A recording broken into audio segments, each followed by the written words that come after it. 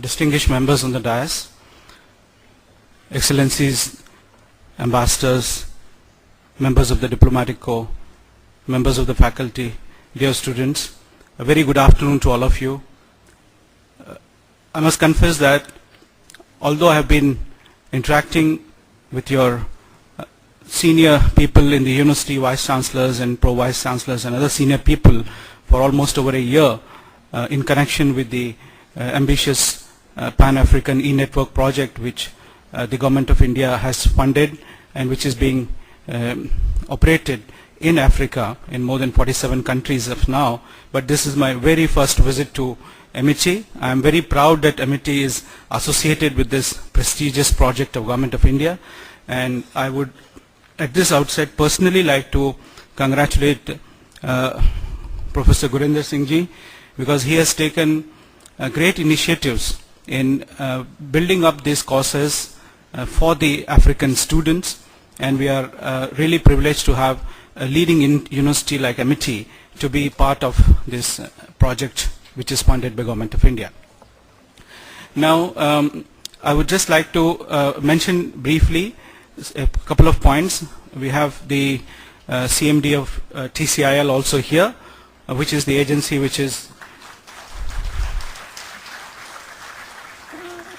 operating this project on behalf of government.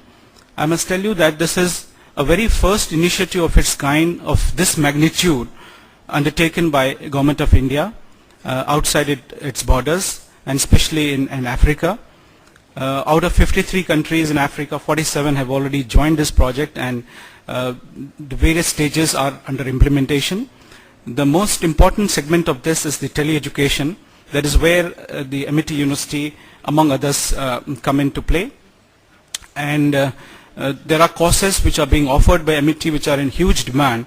And I was just interacting with some of the officials just before coming on the dais, and I was very pleased to learn that nearly 1,000 students have already enrolled for this course, which really shows the kind of confidence the African countries have in our education system, and in particular about the very high standards of the Amity University.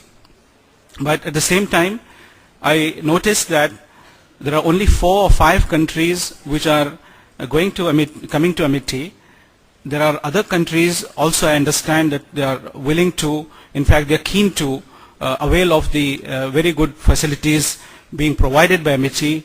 So I would pose this question to the organizers, TCIL, and there is a committee now, just to see how best we could have an equitable distribution of African students among the various participating universities, so that at the end of the day we should not have a comparison kind of a sort that X university is moving very fast and doing very good, whereas Y is still catching up behind. So now recently the Government of India has constituted a PMU, which is Project Monitoring Unit, specifically to interact with the various nodal agencies, the universities, the hospitals, the African countries, and we are going to have a meeting shortly in Addis Ababa, a final meeting of this project. So we are certainly going to see what improvisation could be done. I feel that Amity University, with the kind of courses which they have offered and specifically developed for Africa, and some of the courses are also in French, I presume that these courses would indeed be found very useful by the African countries.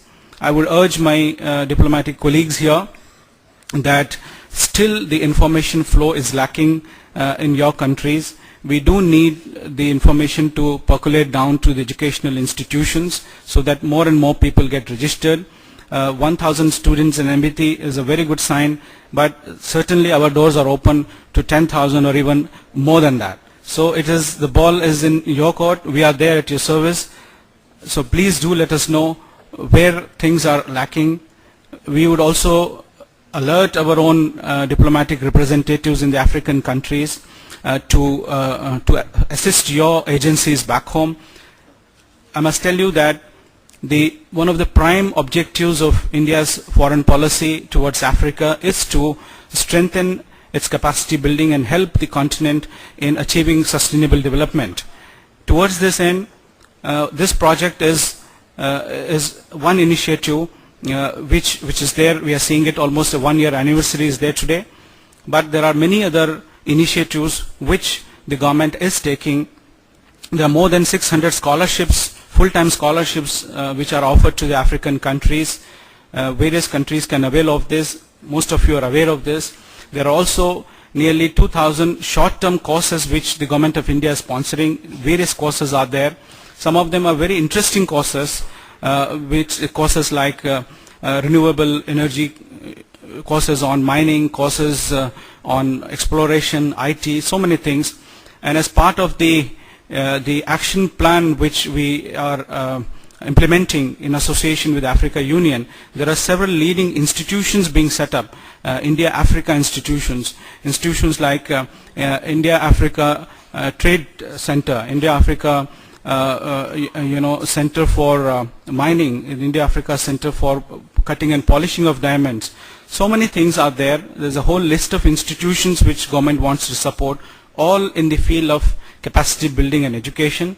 So we feel that all these initiatives which we are taking together would go a long way in building up bridges of understanding and closer friendship, especially among the academicians, students and the research faculty. With these few words, I once again express my deep congratulations and felicitations to all the students who have enrolled in the MET course for this Pan-African e-network courses which are under this, and all others who are behind this. Thank you very much and have a very, very successful event.